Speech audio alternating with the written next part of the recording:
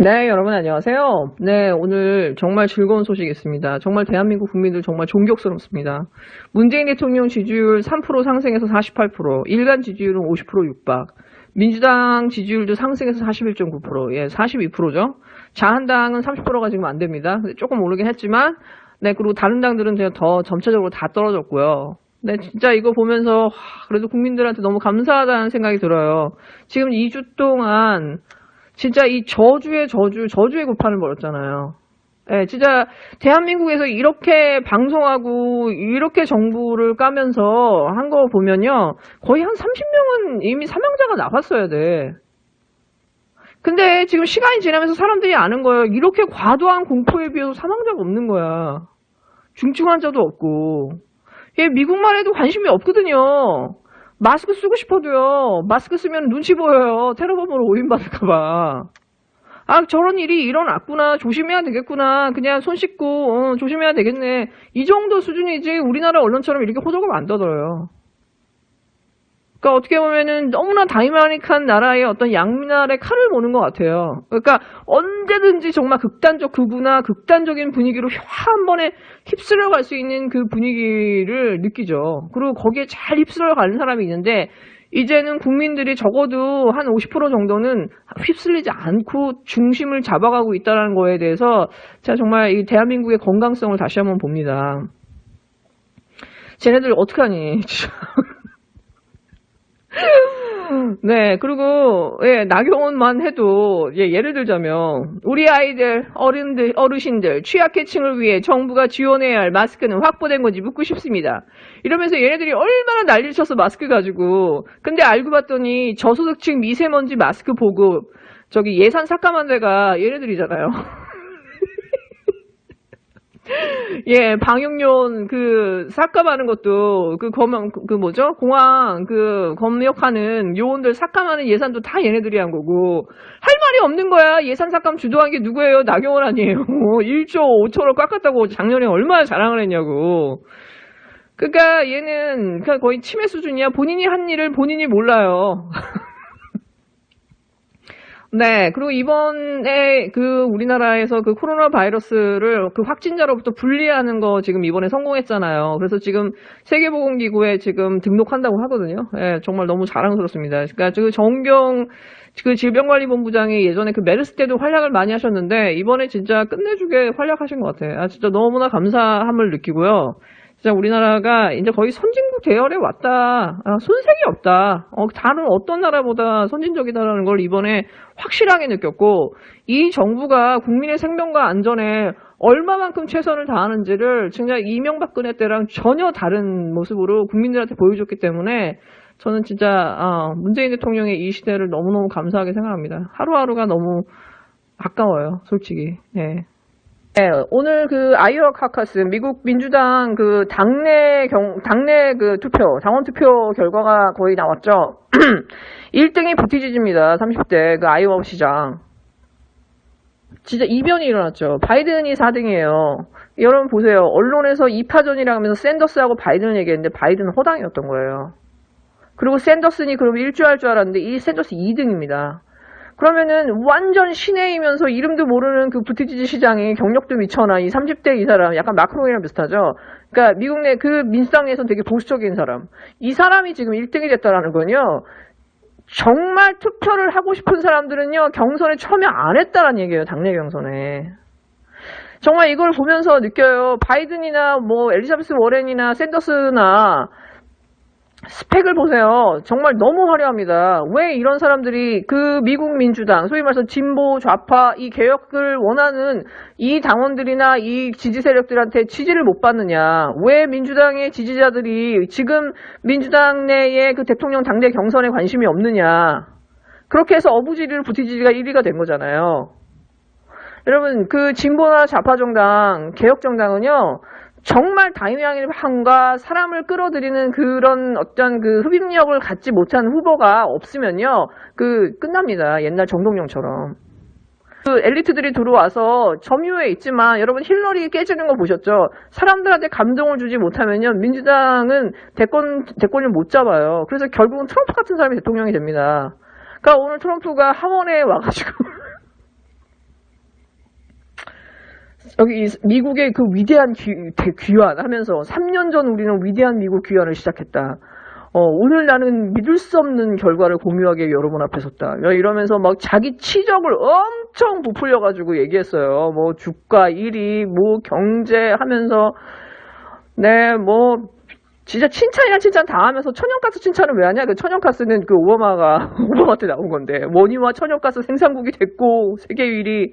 네, 오죽했으면 하원 의장인 그 낸시 펠로시가 그 오바마의 연설문을 박박 찢어버려요. 그게 오늘 되게 진짜 큰 뉴스가 됐었죠.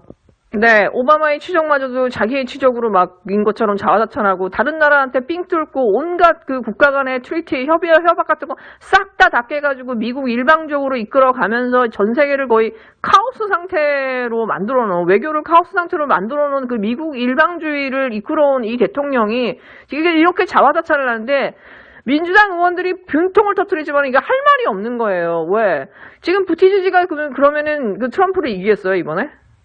지금 미국에 인물이 없는 거예요. 오바마 이후에 미국에 지금 민주당이 내놓을 만한 인물이 없는 거예요. 예, 그러니까 저는 미국의 민주당을 보면서 아 정말 이 진보 정당이라고 하는 거나 이 개혁 정당은 언제든지 이렇게 무너질 수 있구나. 젊은 피를 수혈하지 못하고 다이나믹하지 못하고 내가 적어도 민주당을 지지하는 게 내가 좀 더 정의로운 거고 내가 좀 더 이 시대 정신에 가까운 거다. 라는 것들한테 믿음을 주지 못할 때, 그 신뢰를 그 지지하는 자들한테 주지 못할 때, 아, 진보정당은 이렇게 무너질 수 있구나. 네, 학구적인 교수 그룹이나 뭐 사회운동가들이나 NGO 팀들이 이제 진보정당에 많이 진출하죠. 근데 그렇게 해서 어떤 그 되게 엘리트적이면서도 되게 안정적인 어떤 그 민주당을 이끌어갈 수는 있지만은 그게 계속 하나만한 정의, 그러니까 그냥 틀에 박힌 정의를 얘기하고 정말 이 시민사회나 그 보통 사람들의 바램, 시대정신, 그 다음에 어떤 사회정의와 괴리되어 있을 때, 야, 진보정당은 끝이라는 거. 지금 이걸 민주당이 보여주고 있어요, 미국 민주당이. 그러니까 제가 계속 이제 우리나라 민주당, 더불어민주당이 개파 갈등, 그 다음에 이 뒤에서 계속 친문이라든가 친노 세력을 밀어내려고 하는 그런 움직임들, 그러면서도 뭔가 새로운 젊은 피가 들어오려고 하면 그걸 막아내려고 하고 좀 더 이제 싸움꾼이나 이런 사람들 막아내려고 하는 그 뒤에서의 그 움직이는 그런 것들을 보면서 과연 이게 민주당이 이런 식으로 가서 자기 밥그릇만 챙기는 그런 일부의 의원들이 저도록 저렇게 기생하게 내버려 둬야 되는가. 저는 그런 면에서 하위 20% 받은 그 의원들 명단 공개해야 된다고 생각해요. 민주당이 정말 20년, 100년 정당으로 가고자 한다면. 네, 어제 신라젠이 한참 이제 뉴스에 나왔었죠. 유시민 잡겠다고 이제 윤석열이 다시 또 이제 신라전에 그 수사팀 3명 추가로 보강했다고. 네, 그 덕분에 오늘 신라젠 주가가 한 9% 폭락했어요. 그 주주들은 지금 윤석열한테 지금 소송 걸어야 되나? 손해배상 청구해야 되나? 네, 지금 유시민 작가가 알릴레오에서 워낙 그 휘트로 그 윤석열을 비판했으니까 윤석열 입장에서는 혼내주고 싶겠지. 그리고 알릴레오를 일단 막아야 되잖아요. 알릴레오가 얼마나 큰 화력을 발휘하겠어요, 앞으로도. 그러니까 막겠다고 지금 유시민 작가를 이렇게 어떻게 보면은 이제 또 볼모로 잡으려고 하는데 유시민 작가가 잡힐까? 네, 제 생각에는 IDS 홀딩스 그 1조 원 사기범 도와준 그 서울중앙지검 검사 그 다음에 그 당시에 서울중앙지검장이었던 그 윤석열 이거 막으려고 지금 하고 딴짓하고 있는 것 같다는 생각도 드네요. 그 다음에 저는 정경심 교수 지금 재판 상황에 대해서 김남국 변호사나 그 빨간 아재님이 굉장히 자세하게 설명을 잘 해주잖아요. 특히 이제 빨간 아재님 같은 경우는 정리를 정말 잘 해주시죠. 그걸 보면은 뭐 이집트에서 IP가 나오고 뭐 조국 교수의 그 예전 8년 전 그 트위터 내용을 가지고 증거로 제출하고 지금 강남 빌딩 얘기를 계속 하거든요. 전 이걸 보면서 뭘 느꼈냐면 아 얘는 재판을 완전 포기했구나. 그러니까 무죄가 날 거를 감안하고 무죄가 나더라도 가장 확실하게 타격할 수 있는 게 뭐냐. 정경심을 되게 욕심 많은 강남 아줌마 돈 욕심 많은 여자로 만들어가지고 이미지로 만들어서 그 조국이 아예 정치적으로 나올 수 있는 여지를 무너뜨리겠다는 거예요. 그러니까 무죄가 확실하잖아요. 그러면 조국 교수나 정경심 교수가 만약에 무죄를 받게 되면은 이 사람들의 그 도폭이 넓어지잖아. 그리고 조국 교수는 거의 대권주자로 오르는 거 아니에요. 그거 아예 사전에 차단해버리겠다는 거예요. 그렇게 해서 정경심 교수의 이미지를 진짜 엉망진창으로 만들어 놓겠다는 거거든. 네, 요즘 안철수 그 트위터나 페이스북 보면은 이제 꾼이 붙은 게 보이죠? 예, 문장이 달라졌어요. 맞춤법이 다 맞습니다. 예, 거기서 보면 그래요. 강남에 빌딩 가지고 하는 사람은 정치하면 안 된다고. 이거 조국한테 얘기하는 거잖아요. 그리고 정경심 교수 재판에 조국 트위터가 왜 나와요?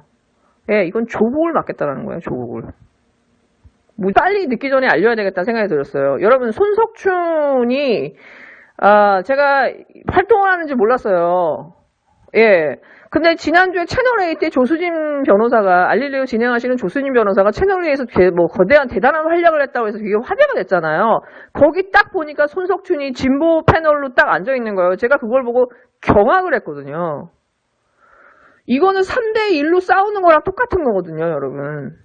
근데, 야, 그때 얘기하려다가 시간이 없어서 얘기를 못했어요. 여러분, 손석춘을 제대로 모르는구나. 아직도 손석춘이 진보주의자라고 생각하고 있구나. 한겨레 이 사람 논설위원이었잖아요. 근데 이번에 저널리즘 제2에서 정준희 교수가 나가면서 손석춘이 들어온다는 얘기를 듣고 제가 진짜 완전 기절 초풍하는 줄 알았어요. 근데 아니나 다를까 지금 그 제1라이브에서 지금 여기서 그 원정권 그 여자친구 건을 다루면서 이제 거기서 뭐 거의 그 인터넷에 폭탄 맞은 것 같더라고요, 댓글로. 근데 제가 보니까 지금 진보 유튜버들이나 이게 지금 민주당 지지하는 유튜버들이 손석춘이 누군지를 잘 모르는 것 같더라고요. 여러분, 손석춘은 진중권보다 더한 사람이에요, 여러분. 참여정부 때 진짜 하루도 안 빼놓고 백분 토론이라든가 뉴스에 이렇게 그 짜막짜막한 인터뷰를 해가지고 정말 문재인 노무현 대통령을 독재자라고 하면서 그 참여정부의 모든 정책이나 말을 진짜 극단적으로 비난했던 사람이에요, 이 사람. 이상론을 펼치면서 홍세열랑 같이. 근데 웃긴 게 뭔지 아세요? 진중권도 딱 참여정부 끝난 다음에 교수 자리 받았죠. 근데 이 사람도 2011년에 건국대에서 교수 자리 받았어요. 별로 경력도 없는 사람인데. 학력이 되는지 뭔지 모르겠는데. 참여정부 중후반기에 진짜 거대한 활약을 하고서는 이렇게 봤거든요. 그리고 제가 진짜 손석춘한테 일을 가는 게 뭔지 아세요? 이 우석훈이나 손석춘한테? 이 입진모들한테? 이명박근혜 때 입도 뻥끗 안 했더라는 거예요. 네, 참여정부가 노무현 대통령이 호남을 팔아서 호남을 배신했다고 했던 그 난닝구 지식인데, 호남 지식인데, 강준반이나 최장집이나 입도 뻥끗 안 했죠. 너무 이명박근혜 때. 이상론을 펼치면서 참여정부도 적폐고 자한당도 적폐라고 하면서 자기들만 세상의 최고로 떼끗한 척했던 그 입진보들, 예, 손석춘, 우석훈, 진중권 이런 부류 사람들, 정태인 이런 부류 사람들 어떻게 했죠? 그리고 진짜 정태인 같은 경우는 참여정부 비서관이었는데 진짜 등에 칼을 꽂았죠. 이 사람들 어떻게 했냐고요? 이명박근혜 때 입도 뻥끗 안 했다고요. 내가 진짜 노무현 대통령의 죽음에서 가슴이 더 아프고 내가 정말 한이 맺힌 게 저런 인간들 때문이에요. 문재인 대통령 되고 나서 손석춘이 나올까? 네, 지금 강준만 서서히 기어 나오고 있죠. 우석훈 지금 조국 사태 때 저기 동아일보인가 조선일보 가서 인터뷰했죠. 예, 진중권 지금 활동하고 있죠. 손석춘 지금 나오고 있다는 거예요.